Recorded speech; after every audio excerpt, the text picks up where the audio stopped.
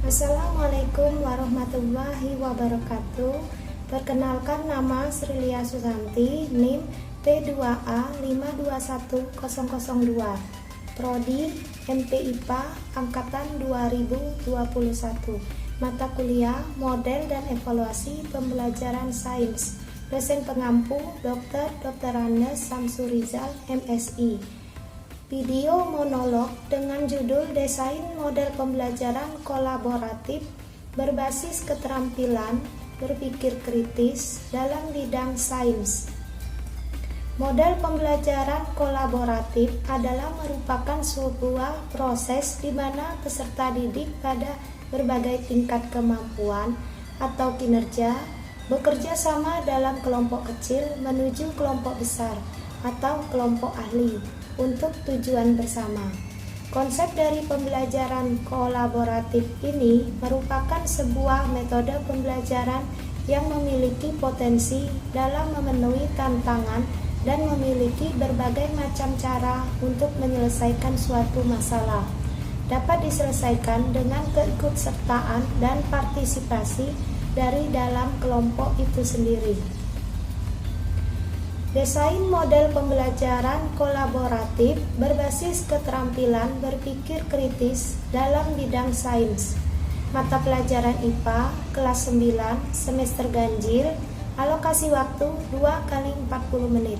KD 3.4 menjelaskan konsep listrik statis dan gejalanya dalam kehidupan sehari-hari, termasuk kelistrikan pada sistem saraf dan hewan yang mengandung listrik.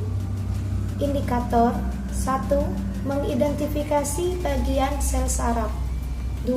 Menjelaskan fungsi akson atau neurit. 3.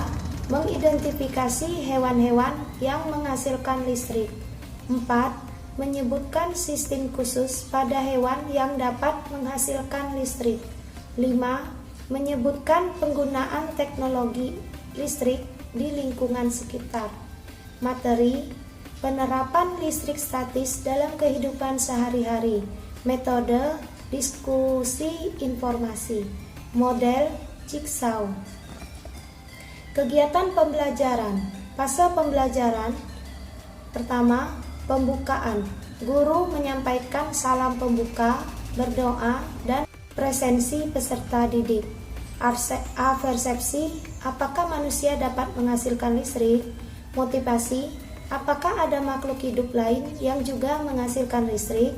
Orientasi masalah. 1. Peserta didik dibagi beberapa kelompok beranggota 3-5 orang. 2. Tiap siswa dalam tim diberikan bagian materi atau tema yang berbeda. 3. Tiap siswa dalam tim membaca bagian materi yang ditugaskan. Selanjutnya, mengorganisasi peserta didik. 1. Anggota dari tim yang berbeda yang telah mempelajari bagian atau subbab yang sama bertemu dalam kelompok baru, yaitu kelompok ahli, untuk mendiskusikan subbab mereka. Membimbing penyelidikan. Setelah selesai diskusi, sebagai tim ahli, tiap anggota kembali ke kelompok asal dan bergantian mengajar teman satu tim mereka tentang subbab yang mereka kuasai, dan tiap anggota lainnya mendengarkan dengan sungguh-sungguh, mengembangkan dan menyajikan karya. Tiap tim ahli mempresentasikan hasil kelompok. Analisis dan evaluasi. Guru memberikan evaluasi dan penguatan terhadap subbab. Penutup, guru memberikan apresiasi kelompok yang telah menyelesaikan tugasnya dengan baik. Selanjutnya, materi atau tema. 1. Jelaskan tentang biolistrik yang kalian ketahui.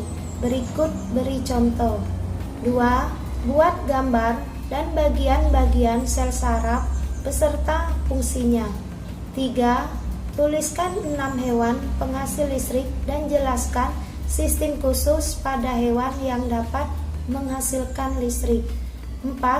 Tuliskan alat-alat apa saja yang penerapannya menggunakan listrik statis dalam teknologi dan beri penjelasan masing-masing.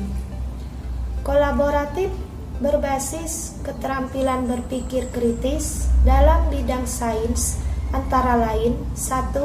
Keterkaitan kemampuan berpikir kritis dalam pembelajaran IPA terpadu adalah menghubungkan antara apa yang dipelajari dengan kehidupan nyata. 2. Upaya penerapan pembelajaran kolaboratif yang efektif dan berdampak positif terhadap kemampuan berpikir kritis terhadap hasil belajar peserta didik melalui model Jigsaw. 3. Peserta didik dapat mengembangkan kemampuan akademis peserta didik dan atau dapat berpikir kritis. 4. Peserta didik banyak belajar dari teman dalam pembelajaran kooperatif daripada diperoleh dari guru dalam meningkatkan motivasi belajar peserta didik. Keunggulan model Jigsaw sebagai model pembelajaran kolaboratif. 1.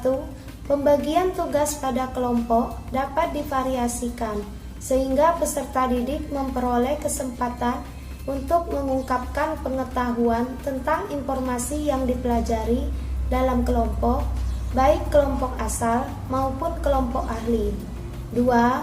Peserta didik terlibat kerjasama kelompok sehingga peserta didik yang berkemampuan rendah bisa terpacu untuk ikut mengungkapkan pendapatnya. 3. Peserta didik yang telah berada dalam kelompok asal kemudian berkumpul dengan kelompok ahli lalu kembali lagi ke kelompok asal sehingga terjadi kolaboratif dalam pembelajaran berbasis keterampilan berpikir kritis dalam bidang sains. Demikianlah model pembelajaran kolaboratif berbasis keterampilan berpikir kritis dalam bidang sains. Akhir kata, wabillahi taufiq wal hidayah. Wassalamualaikum warahmatullahi wabarakatuh. Terima kasih.